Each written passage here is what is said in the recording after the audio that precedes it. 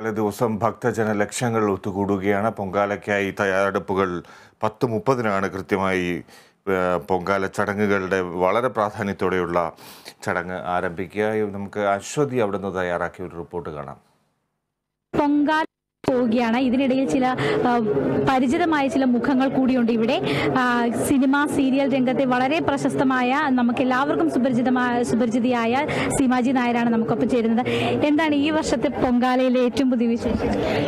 ഈ വർഷത്തെ പൊങ്കാല എന്നുള്ളതല്ല, എല്ലാ വർഷത്തെയും പൊങ്കാലയും അമ്മയുടെ അനുഗ്രഹത്തിനും അമ്മയുടെ അടുത്തെത്താനുള്ള ആഗ്രഹത്തിനും വേണ്ടി നമ്മളെല്ലാവരും ഓടിയെത്തുന്ന പൊങ്കാലയാണ്. അത് ഓരോ വർഷവും പുതുമയാണോ എന്ന് ചോദിച്ചാൽ പുതുമയാണ്. പക്ഷേ അതിലുപരി അമ്മയുടെ അടുത്തെത്താനുള്ള ആ ആഗ്രഹത്തിലാണ് നമ്മളെല്ലാവരും ഓടി വരുന്നത്. ഇപ്പൊ ഈ വർഷം വളരെ ചൂടൊക്കെ കൂടുതലാണെന്നൊക്കെ പറയുന്നുണ്ട്. അത്തരത്തിലുള്ള ഒരുപാട് വർഷമായിട്ട് പൊങ്കാല ഇടുന്ന ആളെന്നുള്ള രീതിയിൽ അത്തരം ബുദ്ധിമുട്ടുകളൊക്കെ അല്ല, കാരണം ചൂട് കൂടുതലായിരിക്കാം, ഭയങ്കരമായിട്ട് തലകറങ്ങും. കുറച്ചുകൂടെ കഴിയുമ്പം നമ്മളൊന്നിപ്പം ഭക്ഷണമൊന്നും കഴിക്കാതെ നിവേദിച്ചിട്ട് ഭക്ഷണം കഴിക്കാമെന്ന് പറഞ്ഞിട്ട് ആ നോയമ്പിൽ നിൽക്കുന്നവരാണ്. അപ്പം അതുകൊണ്ട് തീർച്ചയായിട്ടും തലകറക്കം ഉണ്ടാകും, അല്ലെങ്കിൽ ഭയങ്കര ശാരീരിക ബുദ്ധിമുട്ടുകൾ ഉണ്ടാകും.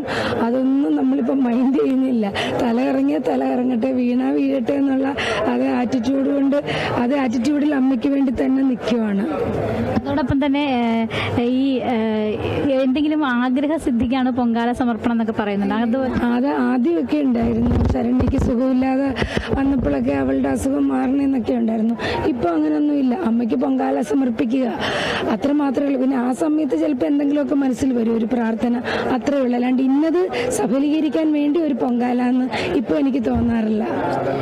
ഈ പൊങ്കാലയിൽ നിന്ന് അടുത്ത പൊങ്കാലയിലേക്കുള്ള ഒരു കാത്തിരിപ്പായി. പിന്നെ അത് വലിയ കാത്തിരിപ്പാണ്. അടുത്ത പൊങ്കാലയുടെ ഡേറ്റ് ഫിക്സ് ചെയ്യുന്നത് വരെ ഈ മാസങ്ങൾ അടുക്കും തോറും നമ്മുടെ മനസ്സിൽ ഒരു വല്ലാത്ത ഇതാണ്, എങ്ങനെയെങ്കിലും ഈ ഡേറ്റ് ഒന്ന് എത്തിയാൽ മതി എന്നുള്ള ധാരണ തന്നെയാണ് ഞങ്ങൾ എല്ലാവരും ഇരിക്കുന്നത്. വളരെ നന്ദി മാഡം, ഞങ്ങളുടെ കേരള വിഷനൊപ്പം ചേർന്നത്.